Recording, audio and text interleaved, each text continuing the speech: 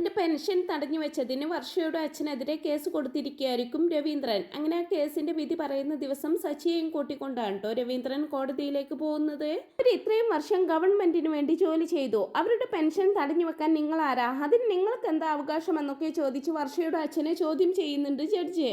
നിങ്ങളുടെ കയ്യിൽ നിന്നൊന്നുമല്ലല്ലോ അദ്ദേഹത്തിനുള്ള പണം എടുത്തു കൊടുക്കുന്നതെന്നൊക്കെ ചോദിക്കുമ്പോൾ കറക്റ്റ് ജഡ്ജിക്ക് നല്ല വിവരമുണ്ടല്ലോ എന്ന് സച്ചി പറയണതും സച്ചിയോട് മിണ്ടാതിരിക്കാൻ പറയുന്നുണ്ട് രവീന്ദ്രൻ. അങ്ങനെ ഇത്രയും നാളും രവീന്ദ്രന്റെ പെൻഷൻ തടഞ്ഞു വെച്ചതിന് അയാൾക്ക് നല്ല താക്കീത് തന്നെ കൊടുക്കുന്നുണ്ട് ജഡ്ജി. കൂടാതെ 1,00,000 രൂപ രവീന്ദ്രന് നഷ്ടപരിഹാരവും കൊടുക്കാൻ ആവശ്യപ്പെടുന്നുണ്ട് കേട്ടോ കോടതി അയാളോട്. കൂടിയാവുമ്പോൾ സച്ചിയോടും രവീന്ദ്രനോടുമുള്ള ദേഷ്യം 10 മടങ്ങ് വർദ്ധിക്കുകയാണ് വർഷയുടെ അച്ഛനെ. അങ്ങനെ കേസിൽ ജയിച്ച അച്ഛനെ നല്ല പൂമാലയൊക്കെ അണിയിച്ചാണ് കേട്ടോ സച്ചി വീട്ടിലേക്ക് കൊണ്ടുവരുന്നത്. വീട്ടിലേക്ക് കയറാൻ തുടങ്ങുന്ന രവീന്ദ്രനെ തടഞ്ഞുകൊണ്ട് രേവതിയെ വിളിച്ച് ആരതി തട്ടെടുക്കാൻ പറയുന്നുണ്ട് സച്ചി. എന്തിനാടാ ഇതൊക്കെ എന്നൊക്കെ ചോദിക്കുന്ന രവീന്ദ്രനോട് അച്ഛനൊന്നും മിണ്ടാതിരിക്കേ, വലിയൊരു യുദ്ധത്തിൽ ജയിച്ചിട്ടാണ് അച്ഛൻ വന്നത്, അപ്പൊ ആരതി ഒഴിഞ്ഞിട്ട് വേണം അകത്തേക്ക് കയറാനെന്ന് പറയുന്നുണ്ട് സച്ചി. ഇതെല്ലാം കണ്ടുകൊണ്ട് നിൽക്കുന്ന ചന്ദ്രമതിയും സുതിയും ശ്രുതിയും കാര്യം മനസ്സിലാവാതെ അങ്ങനെ നിൽക്കുകയാണ്. രേവതി അങ്ങനെ സച്ചി പറഞ്ഞതിന് പ്രകാരം ആരതി തട്ടൊക്കെ കൊണ്ടുവന്നേ ആരതി ഒഴിഞ്ഞ് അച്ഛനെ അകത്തേക്ക് സ്വീകരിക്കുന്നുണ്ട്. അകത്ത് വന്ന രവീന്ദ്രനോടായിട്ട് കോടതിയിൽ കേസ് നടക്കുന്നുണ്ടെന്ന് പറഞ്ഞിരുന്നല്ലോ, അതിൽ ജയിച്ചോ അങ്കിളെ എന്നൊക്കെ ചോദിക്കുമ്പോ അതേ മോളെ, അതിന്റെ സന്തോഷമാണ് ഇനി കാണുന്നത്. ഇത്രയും നാളും തടഞ്ഞു വെച്ച പെൻഷൻ മാത്രമല്ല അതിന്റെ കൂടെ 1,00,000 രൂപ നഷ്ടപരിഹാരവും കൂടി കൊടുക്കണമെന്ന് കോടതി ആവശ്യപ്പെട്ടെന്നൊക്കെ പറയുമ്പോ 1,00,000 രൂപ കൂടുതൽ കിട്ടുമെന്ന് ആവേശത്തോടു കൂടി ചോദിക്കുകയാണ് ചന്ദ്രമതി. കാര്യം അമ്മയോട് ആദ്യമേ പറഞ്ഞിരുന്നെങ്കിൽ അമ്മ തന്നെ അച്ഛനെ ആരതി ഒഴിഞ്ഞ് സ്വീകരിച്ചേനെന്നും പറഞ്ഞുകൊണ്ട് സച്ചി കളിയാക്കുന്നുണ്ട് അമ്മയെ. എന്തായാലും അച്ഛൻ ഇപ്പൊ ഇതിവിടെ പറയണ്ടായിരുന്നു. ഇവരുടെയൊക്കെ മുമ്പിൽ വെച്ച് പണം കയ്യിലുണ്ടെന്ന് പറയുന്നത് അത്ര നല്ലതിനാവില്ല. കാക്ക കൊത്തിക്കൊണ്ട് പോകുന്നത് പോലെ ആ പണം അങ്ങ് പറന്നു പോകുമെന്നൊക്കെ ഇങ്ങനെ സച്ചി പറയുമ്പോ ദേഷ്യം വരുന്നുണ്ട് കേട്ടോ ചന്ദ്രമതിക്ക്. അതിന് ആരടാ ഇപ്പൊ ഇവിടെ പണം ചോദിച്ചതെന്നൊക്കെ ചോദിക്കുമ്പോ അതാണ് നിങ്ങൾക്കാർക്കും ചോദിക്കുന്ന പതിവില്ലല്ലോ, ചോദിക്കാതെ എടുത്തുകൊണ്ട് പോകുന്നത് ല്ലേ പതിവെന്ന് സുധിയെ നോക്കിയിട്ട് പറയുകയാണ് കേട്ടോ സച്ചി. ഇനി കിട്ടുന്നത് അച്ഛനുള്ള പണമാണ്, അതെങ്കിലും അച്ഛൻ സൂക്ഷിച്ചു വെക്കാൻ പഠിക്കെന്നൊക്കെ പറയുമ്പോ അപ്പൊ ഇനി മാസം മാസം പെൻഷൻ കിട്ടുമോ അച്ഛന്ന് ചോദിക്കുന്നുണ്ട് രേവതി. അത് എന്ത് ചോദ്യമാ എന്റെ പൊന്ന് രേവതി, അതല്ലേ ഇപ്പൊ ഇവിടെ പറഞ്ഞുകൊണ്ടിരിക്കുന്നത്. അച്ഛൻ കേസിൽ ജയിച്ചെന്നൊക്കെ സച്ചി പറഞ്ഞു കൊടുക്കുന്നതും അച്ഛനെ അഭിനന്ദിക്കുന്നുണ്ട് രേവതി. ഇതെല്ലാം എന്റെ ശ്രുതി മോള് വീട്ടിലേക്ക് കാലെടുത്തു വെച്ചതിന്റെ ഐശ്വര്യമാണ്, അവളുടെ നല്ല രാശി കാരണമാണ് ഇത്രയും കാലം കിട്ടാതിരുന്ന പെൻഷൻ ഇപ്പൊ കിട്ടാൻ കാരണമെന്നൊക്കെ പറഞ്ഞ് സുധിയോടായിട്ട് നിനക്ക് നല്ല രാശിയുള്ള പെണ്ണിനെ തന്നെയാണടാ കിട്ടിയിരിക്കുന്നത്, നിന്റെ ഭാഗ്യമാണടാ ഇവളെന്നൊക്കെ പറയുന്നുണ്ട് ചന്ദ്രമതി. കേട്ടില്ല അച്ഛാ, അച്ഛന്റെ ഭാഗത്ത് ന്യായമുണ്ടായിരുന്നു, അത് കോടതിക്ക് ബോധ്യപ്പെട്ടു, അതുകൊണ്ടാണ് അച്ഛൻ കേസിൽ ജയിച്ചത്, അല്ലാതെ ഇതിന്റെ പിന്നിൽ പൗഡർ അമ്മച്ചിയാണെന്നൊക്കെ പറയുന്നത് എവിടുത്തെ ന്യായമാണെന്നൊക്കെ ചോദിച്ച് നല്ല മറുപടി തന്നെ സച്ചി കൊടുക്കുമ്പോ മുഖമാകെ വല്ലാതാവുന്നുണ്ട് കേട്ടോ ശ്രുതിയുടെ. ഞാനൊരു സത്യം പറഞ്ഞതാടാന്നൊക്കെ പറയുമ്പോ അങ്ങനെയാണോ എങ്കിൽ അതേ രാശി വെച്ച് അച്ഛന്റെ 50,00,000 രൂപ കൂടി ഇങ്ങ് വാങ്ങിച്ചെടുത്താൽ നന്നായിരുന്നു, അത് നടക്കുമെന്നൊക്കെ സച്ചി ചോദിക്കുമ്പോ താനെ വാടിഞ്ഞു പോകുന്നുണ്ട് കേട്ടോ ചന്ദ്രമതിയുടെ. തുടർന്ന് അച്ഛനോടായിട്ട് കിട്ടുന്ന പണമെല്ലാം അച്ഛൻ തന്നെ സൂക്ഷിച്ചു വെച്ചേക്കണം, അച്ഛന്റെ ചിലവിനുള്ളത് മാത്രം എടുത്ത് ബാക്കി സൂക്ഷിച്ചു വെച്ചേക്കണം, 50,00,000ത്തിന്റെ കാര്യത്തിൽ പറ്റ അച്ഛനെ ഇനി പറ്റരുതെന്നൊക്കെ പറയുമ്പോ എന്തിനാടാ അത് തന്നെ പറഞ്ഞുകൊണ്ടിരിക്കുന്നത്, നിന്റെ പണമെല്ലാം എന്റെ മോൻ തിരിച്ചു തരുമെന്നൊക്കെ പറയുമ്പോ തരും ഇതുവരെ 1 രൂപ പോലും അവൻ തിരിച്ചു തന്നിട്ടില്ലല്ലോ എന്ന് പറയുന്നുണ്ട് സച്ചി. അവരെങ്ങനെ ഓരോ കാര്യങ്ങൾ സംസാരിച്ചുകൊണ്ടിരിക്കുന്നതിനിടയിൽ ഇക്കാര്യം അച്ഛമ്മയെ വിളിച്ചു പറയണ്ടേ, ഇതറിഞ്ഞാൽ അച്ഛമ്മക്ക് വളരെയധികം സന്തോഷമാവുമെന്നൊക്കെ രേവതി പറയുമ്പോ അമ്മയെ വിളിക്കാൻ തീരുമാനിക്കുകയാണ് രവീന്ദ്രൻ. അമ്മക്ക് വിളിക്കാൻ ഒരുങ്ങുന്ന രവീന്ദ്രനോട് അച്ഛമ്മയോട് എനിക്കും ഒരു കാര്യം പറയാനുണ്ടെന്ന് പറയുന്നുണ്ട് സച്ചി. ഫോൺ എടുക്കുന്ന അച്ഛമ്മയോട് രവീന്ദ്രൻ കാര്യങ്ങളൊക്കെ ഓരോന്നായിട്ട് പറയുന്നതും വളരെയധികം സന്തോഷമാവുന്നുണ്ട് കേട്ടോ അവർക്ക്. അച്ഛൻ ഫോൺ ലൗഡ് സ്പീക്കറിലിടാൻ പറഞ്ഞുകൊണ്ട് അച്ഛമ്മയുടെ മകൻ കേസിൽ ജയിച്ചു, അത് നമുക്കൊന്ന് ആഘോഷിക്കേണ്ട അച്ഛമ്മയെന്നൊക്കെ ചോദിക്കുമ്പോ എന്റെ മോനിപ്പോ എല്ലാം നല്ലത് തന്നെയാണ് നടക്കുന്നത്, അതെല്ലാം എന്റെ മോള് രേവതിയുടെ രാശി കാരണമാണെന്നൊക്കെ അച്ഛമ്മ പറയണതും ഒരു വല്ലാത്ത ഭാവത്തോടെ സച്ചി ചന്ദ്രമതിയെ നോക്കുകയാണ് കേട്ടോ.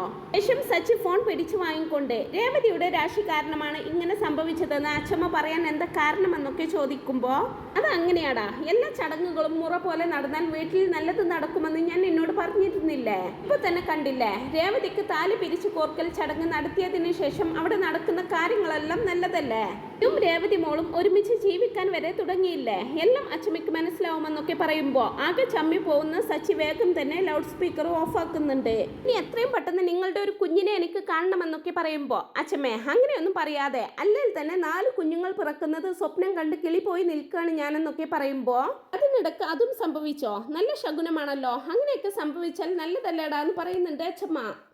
അച്ഛമ്മ ഇപ്പൊ അത് വിട്, അച്ഛമ്മയ്ക്ക് എത്ര നാൾ കഴിഞ്ഞിട്ട് അച്ഛനുണ്ടായതെന്നൊക്കെ ചോദിക്കുമ്പോ എന്തിനാടാ നീ അറിയുന്നതെന്ന് ചോദിക്കുന്നതും പറയ അച്ഛമ്മയെന്ന് പറയുമ്പോ എനിക്കും നിന്റെ അച്ഛനും കല്യാണം കഴിഞ്ഞ 4 വർഷത്തിന് ശേഷമാണ് നിന്റെ അച്ഛനുണ്ടാവുന്നത്. ഒരുപാട് അമ്പലത്തിലൊക്കെ പോയി നേർച്ചയൊക്കെ കഴിപ്പിച്ചിട്ടാണ് അവനുണ്ടായത്. പക്ഷെ എന്ത് ചെയ്യാനാ, എന്റെ കൂടെ നിന്ന് അവനെ കണ്ണു നിറയെ കാണാനുള്ള യോഗമൊന്നും എനിക്കില്ല. എന്റെ അമ്മയ്ക്ക് ഇവിടെ നിൽക്കുന്നത് പറ്റില്ലല്ലോ, എന്റെ കയ്യിൽ നിന്നും അവനെ പിരിച്ചോണ്ട് പോയില്ലേ അവളെന്നൊക്കെ പറഞ്ഞു വിഷമിക്കുന്നുണ്ട് അച്ഛമ്മ. എനിക്കും നിന്റെ അമ്മയ്ക്കുമൊക്കെ ആൺകുഞ്ഞുങ്ങളാണ്, നിനക്കെങ്കിലും രേവതിയെ പോലെ നല്ലൊരു പെൺകുട്ടിയെ കിട്ടട്ടെ എന്നൊക്കെ പറയുമ്പോ അച്ഛമ്മ ഇത് എന്തറിഞ്ഞിട്ടാ പറയുന്നത്? പെൺകുട്ടികൾ ജനിക്കുന്നത് കുടുംബത്തിന് നല്ലതല്ല. എന്താണ് നീ പറയുന്നതെന്ന് അച്ഛമ്മ ദേഷ്യത്തോടു കൂടി ചോദിക്കുന്നതും അതെ അച്ഛമ്മ, പെൺകുട്ടികളെ കൊണ്ട് സമ്പാദിക്കാൻ പറ്റുമോ? പെൺകുഞ്ഞുങ്ങളായാൽ ജീവിതകാലം മുഴുവൻ സ്വന്തം വീട്ടിൽ തന്നെ കഴിയാം. പെൺകുട്ടികൾ അങ്ങനെയാണോ? കുറെ കഴിയുമ്പോൾ മറ്റൊരു വീട്ടിലേക്ക് പോവേണ്ടവരല്ലേ? പെണ്ണുങ്ങളെ കൊണ്ട് സമ്പാദിക്കാൻ കഴിയില്ലെന്ന് ദൈവത്തിന് പോലും അറിയാം. അതുകൊണ്ടാണ് ദൈവം പോലും അവരുടെ ജീവിതം പിരിച്ചു വെച്ചിട്ടുള്ളത് എന്നൊക്കെയുള്ള സച്ചിയുടെ വാക്കുകൾ കേൾക്കുമ്പോൾ ശ്രുതിക്കും രേവതിക്കും ഒരുപോലെ തന്നെ ദേഷ്യം വരുന്നുണ്ട്. ആ സമയം അച്ഛമ്മയാണെങ്കിൽ നീ എന്തിനാടാ ഇങ്ങനെയൊക്കെ പറയുന്നത്? അതൊക്കെ പണ്ടുള്ളവർ പറഞ്ഞുണ്ടാക്കുന്ന ഓരോ കഥയല്ലേ. ഇപ്പോഴത്തെ കാലത്ത് പെൺകുഞ്ഞുങ്ങൾ ഉണ്ടാവുന്നതാണ് കുടുംബത്തിന് നല്ലത്. നീ എത്രയും പെട്ടെന്ന് ഒരു പെൺകുഞ്ഞിനെ എനിക്ക് തരണമെന്നൊക്കെ പറയുമ്പോ അച്ഛമ്മേ, ഇപ്പൊ തന്നെ ഞാൻ ആകെ കടം കയറി മുടിഞ്ഞിരിക്കുകയാണ്. ആ സമയത്ത് കുട്ടിയും വട്ടിയും ഒന്നും നടക്കില്ല. അച്ഛമ്മയ്ക്ക് വേറെ എന്തെങ്കിലും പറയാനുണ്ടോ എന്നൊക്കെ ഇങ്ങനെ സച്ചി ചോദിക്കുന്നത് കേൾക്കുമ്പോ ദേഷ്യത്തോടെ റൂമിലേക്ക് അങ്ങ് കയറി പോവാണ് കേട്ടോ രേവതി. ആ സമയം തന്നെ നീ എന്തൊക്കെയാണ് ഈ പറയുന്നത്? ആ ഫോൺ ഇങ്ങത്താന്ന് പറഞ്ഞുകൊണ്ട് സച്ചിയുടെ കയ്യിൽ നിന്നും ഫോൺ പിടിച്ച് വാങ്ങുന്നുണ്ട് രവീന്ദ്രൻ. തുടർന്ന് രവീന്ദ്രൻ അച്ഛമ്മയോടായിട്ട് അവൻ പറഞ്ഞത് തന്നെ പറഞ്ഞുകൊണ്ടിരിക്കുക, നമുക്ക് പിന്നീട് സംസാരിക്കാമെന്നും പറഞ്ഞുകൊണ്ട് ഫോൺ കട്ട് ചെയ്യുന്നുണ്ട്. ശേഷം സച്ചിയോടായിട്ട് നീ എന്തൊക്കെയാണ് അമ്മയോട് വിളിച്ചു പറഞ്ഞത്? നിനക്ക് തീരെ വിവരമില്ലേ എന്നൊക്കെ ചോദിക്കുമ്പോ സത്യം പറഞ്ഞതിന് അച്ഛൻ എന്തിനാ ഇങ്ങനെ ദേഷ്യപ്പെടുന്നതെന്ന് ചോദിച്ച് നേരെ റൂമിലേക്ക് പോകുന്നുണ്ട് സച്ചി. അങ്ങനെ റൂമിൽ വന്ന് നോക്കുന്ന സമയം രേവതി ദേഷ്യത്തോടെ ഇങ്ങനെ ബെഡിലിരിക്കുകയായിരിക്കും. ആ റൂമിലേക്ക് വന്നത് കണ്ടിട്ടും അതുപോലെ തന്നെ ഇരിക്കുന്ന രേവതി കണ്ട് എന്ത് പറ്റി നിനക്ക്, എന്തൊന്നും മിണ്ടാതിരിക്കുന്നതെന്ന് ചോദിക്കുന്നുണ്ട്. നിങ്ങൾ പറഞ്ഞതൊക്കെ കേട്ട് മനസ്സ് നിറഞ്ഞിരിക്കുകയാണ് ഞാനെന്നൊക്കെ പറയുമ്പോ അതിന് മാത്രം ഞാൻ എന്താ ഇപ്പോ പറഞ്ഞതെന്ന് ചോദിക്കുന്നുണ്ട്. അവൾ ഒന്നും മിണ്ടാതെ തന്നെ ഇരിക്കുമ്പോ രേവതി നിന്നോടല്ലേ ഞാൻ ചോദിക്കുന്നതെന്നും ചോദിച്ച് രേവതിയെ തൊടാനായിട്ട് തുടങ്ങുമ്പോ എന്നെ തൊടരുതെന്നും പറഞ്ഞുകൊണ്ട് സച്ചിയുടെ കൈ തട്ടി മാറ്റുന്നുണ്ട് അവള്. സച്ചിയാണെങ്കിൽ കാര്യം മനസ്സിലാവാതെ എന്ത് പറ്റി നിനക്കെന്നൊക്കെ ചോദിക്കുമ്പോ നിങ്ങളല്ലേ പറഞ്ഞതേ കടത്തിന്റെ മേൽ കടമാണ്, ഇപ്പൊ കുഞ്ഞ് പിറന്നാൽ ശരിയാവില്ല എന്നൊക്കെ. ഇപ്പൊ ഒരു കുഞ്ഞ് പിറന്നാൽ നിങ്ങൾ എന്ത് ചെയ്യും? ആ കുഞ്ഞിനെ ഒഴിവാക്കുമോ എന്നൊക്കെ ചോദിക്കുമ്പോ അത് ശരി, അച്ഛമ്മയോട് പറഞ്ഞതും ഓർത്തോണ്ടിരിക്കുകയാണോ നീ ഇപ്പോഴും എന്ന് ചോദിക്കുന്നുണ്ട് സച്ചി. നിനക്ക് അറിയാവുന്നതല്ലേ എന്റെ അവസ്ഥ, കടങ്ങൾക്ക് മീതെ കടങ്ങളാണ്, അത് പറഞ്ഞു വന്നപ്പോൾ അങ്ങനെ പറഞ്ഞു പോയതാ, നീ അത് കാര്യമാക്കി എടുക്കണ്ടെന്നൊക്കെ സച്ചി പറയുന്നുണ്ടെങ്കിലും രേവതിയുടെ പിണക്കം മാറുന്നില്ല. നീയും നിന്റെ പിണക്കം മാറിയില്ലേ? ഈ മുഖം വീർപ്പിച്ചിരിക്കുന്നത് നിനക്കൊട്ടും ചേരുന്നില്ല കേട്ടോ എന്നൊക്കെ പറയുമ്പോ പെൺകുട്ടികളെ ദൈവം പോലും പിരിച്ചു വെച്ചതാണെന്ന് നിങ്ങൾ പറഞ്ഞില്ലേ, ഞാനും ഒരു പെണ്ണല്ലേ, എന്നെയും കൂടി ചേർത്തല്ലേ നിങ്ങളത് പറഞ്ഞതെന്നൊക്കെ ചോദിക്കുമ്പോ അത് മനസ്സിൽ വെച്ചോണ്ടിരിക്കാതെ രേവതി ഞാൻ പൊതുവായിട്ട് പറഞ്ഞു വന്നപ്പോൾ അങ്ങനെ പറഞ്ഞു പോയതാണെന്നൊക്കെ സച്ചി പറയുന്നുണ്ട്. പെണ്ണുങ്ങൾ കല്യാണം കഴിഞ്ഞ് മറ്റൊരു വീട്ടിലേക്ക് പോവും എന്നല്ലേ ഞാൻ പറഞ്ഞതെന്നും കൂടി സച്ചി പറയുമ്പോ അങ്ങനെയാണെങ്കിൽ നിങ്ങൾ എന്തിനാ ഒരു പെണ്ണായി എന്റെ അടുത്ത് വന്നിരിക്കുന്നത്? മര്യാദക്ക് ഇവിടെ നിന്ന് എണീറ്റ് പോന്ന് പറഞ്ഞുകൊണ്ട് സച്ചിയെ അവിടെ നിന്ന് എണീപ്പിക്കുന്നുണ്ട്.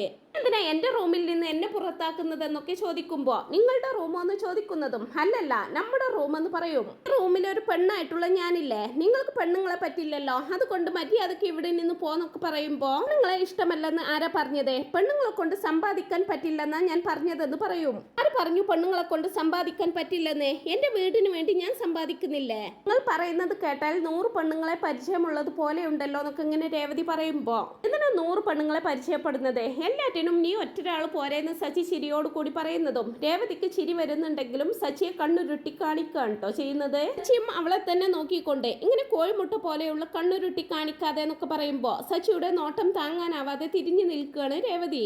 സമയം രേവതിയുടെ പിറകിലൂടെ വന്ന് കെട്ടിപ്പിടിച്ചുകൊണ്ട് ഇങ്ങനെ പിണങ്ങി നിന്നാൽ ശരിയാവോ, നമുക്ക് ഉറങ്ങണ്ടേ എന്നൊക്കെ ചോദിക്കുമ്പോ സച്ചിയുടെ കൈ എടുത്തു മാറ്റിക്കൊണ്ട് തന്നെ താനെ അങ്ങ് ഉറങ്ങിയാൽ മതി എന്ന് പറയുന്നുണ്ട് രേവതി.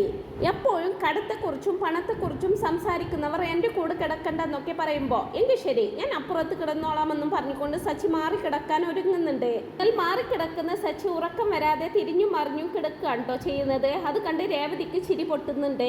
സച്ചിയെ ഒന്ന് നോക്കിയിട്ട് രേവതിയും കിടക്കാൻ ഒരുങ്ങുമ്പോ സച്ചി ഉറക്കം വരാതെ രേവതിയെ തന്നെ തിരിഞ്ഞു നോക്കുന്ന അതേ സമയം തന്നെയായിരിക്കും കേട്ടോ രേവതിയും സച്ചിയെ നോക്കണത്.